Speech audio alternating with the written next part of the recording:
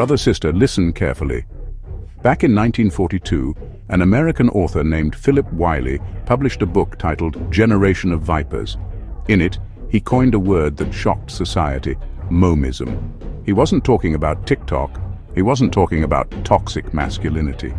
He was warning about something far deeper, something that still destroys families today.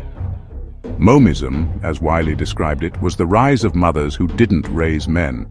Instead, they smothered them, sabotaged them, and yes, even secretly resented their own sons. Now you might think, that was 1942. Surely times have changed. But I'm here to tell you, look around. Broken homes, fatherless sons, boys growing up confused, anxious, and resentful. Wylie's warning didn't fade. It became prophecy. And today, you and I are going to break it down together. Not just Wylie's words, but what modern research, statistics, and real-life stories reveal. By the end, you'll see why so many men walk through life carrying wounds from their mothers, and why it matters to you, whether you're a man, a woman, a parent, or someone simply trying to understand relationships. Before we dive deeper, hit that subscribe button to Love and Life Hub, because here, we don't sugarcoat truth. We unpack life as it is, so you can live wiser, stronger, and freer. Wylie observed something disturbing. Many women don't truly want sons. They want emotional partners. Boys who will replace the husband they resent, or the partner who failed them. Psychologists today call this emotional incest, or covert incest. It doesn't mean anything physical. It means the mother leans on her son for emotional intimacy she should seek from an adult partner. Research published in the Journal of Family Psychology, 2005, found that boys raised in these enmeshed relationships often develop anxiety, guilt, and difficulty forming healthy adult relationships. Think about it. A 10-year-old boy hears, "You're the only man I can count on. Don't ever leave me. You're not like your father. You're better." At first he feels special, but as he grows the pressure crushes him. He isn't raised to be a man, he's raised to be a replacement husband. Eminem, the world's most famous rapper, often spoke about how his mother leaned on him emotionally, controlled him, and even manipulated his health. Whether every detail was exact or not, his music became an outlet for a boy who felt smothered and despised. And here's the tragedy. The same mother who leaned on him later resents him, because he becomes a man she cannot control, just like his father. Now let's talk about masculinity. A boy stands tall, she calls it aggression. He speaks his mind, she says it's disrespect. He shows leadership, she snaps, "You sound just like your father." Wylie warned about this. The mother who says she wants a strong son, but subconsciously despises every masculine trait because it reminds her of the man she couldn't control. Research backs this. Boys raised in single-mother homes are twice as likely to display behavioral problems compared to boys raised in two-parent homes. U.S. Department of Health and Human Services, 2018. Take Daniel, a man I once met. His mother constantly criticized him for being too loud, too stubborn, too much like your dad. By 25, Daniel was soft-spoken, apologetic, constantly second-guessing himself. Inside, he burned with resentment, not only toward his absent father, but toward his mother, who made him ashamed of being a man. Prince Harry. After his parents' divorce, Harry found himself in constant conflict, loyalty torn, masculinity questioned, anger suppressed. Later in life, he admitted struggling with anger, trust, and identity. His story shows us, when mothers punish masculinity, it doesn't vanish. It twists into confusion, rebellion, or quiet destruction. Divorce, custody battles, parental alienation. Wylie warned that mothers often weaponize their children against the father, and today, it's everywhere. In custody cases, mothers are awarded primary custody about 70% of the time, U.S. Census Bureau, 2020. Many mothers handle it well, but some turn custody into a battlefield.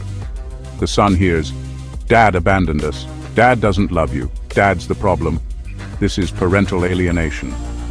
Dr. Amy Baker, who studied it for 20 years, found alienated children often grow up with depression, poor trust in relationships, and fractured identity. I once heard a man's testimony. My mother convinced me my father didn't love me. At 30, I discovered he'd been writing me letters for years, letters she never gave me. Imagine that betrayal. That's the reality. Sons conscripted into wars they never chose. Modern culture adds fuel. Discipline is called abuse. Standards are labeled trauma. The result? Boys grow up confused, approval-addicted, and conflict-avoidant. The American Psychological Association reports a 52% increase in anxiety disorders among adolescent boys since 2007. Many say yes to everything but can't handle real pressure. Take Isaac, the perfect son, always obedient, never rebellious. But in the workplace, he froze in meetings, avoided leadership roles, and collapsed under conflict. His mother raised him to please, not to lead. Later, she despised him for being weak. This isn't just personal, it's generational.